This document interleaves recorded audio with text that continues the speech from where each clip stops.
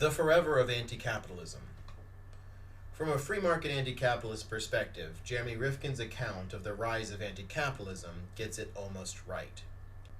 Rifkin's thesis that the inherent dynamism of competitive markets is bringing costs so far down that many goods and services are becoming nearly free, abundant, in a process which is about to affect the whole economy and is fundamentally at odds with capitalism in the sense of diminishing profit returns to owners of capital to a vanishing minimum, is letter perfect. Also faultless is his rejoinder to the attempts by mainstream economists who grudgingly acknowledge the creeping reality of a zero marginal cost economy to downplay its extent and significance, belittling it as a parasite dependent on government entitlements and private philanthropy, ignores solid evidence of its rapid growth into a self-sufficient economic force. While it does serve as a platform for marketing higher-end goods and specialized services, the demand for such premiums will be too small to provide a means of ensuring large enough profit margins to allow the capitalist market to continue to grow. Rifkin's means are also notably market-friendly. Private capital will be outcompeted, not outlawed. Welcoming ephemeralization of costs obviates social democratic modus operandi of ensuring the availability of necessities by subsidizing and, in the process, propping up their costs.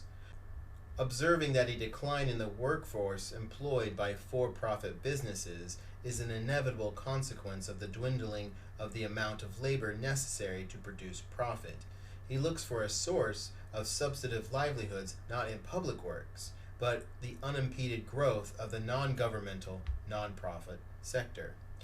Rifkin's lapses stem from not sufficiently disentangling markets and capitalism. While his motif of marginal utility is borrowed from market economics, he refers to zero marginal cost goods as no longer subject to market forces and beyond markets. He sees markets' anti-capitalist tendency as a paradox within capitalism.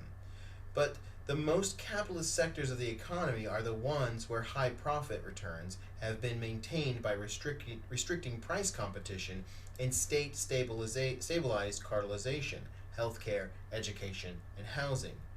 Michael Perlman has done extensive scholarship on how market price competition is in goods with very low marginal costs relative to their fixed costs has always been problematic for capitalism, all the way back to the railroads of the 19th century.